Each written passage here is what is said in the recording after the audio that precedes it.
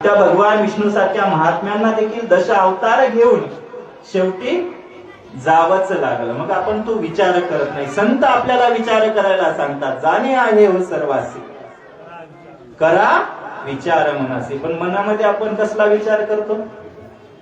प्रपंचाचा विचार करतो, धनाचा विचार करतो, घराचा विचार करतो. कारण मनाला सवय लागलेली आहे, त्या प्रपंचाची सवय लागली, संसाराची सवय लागली, विषयाची सवय लागली.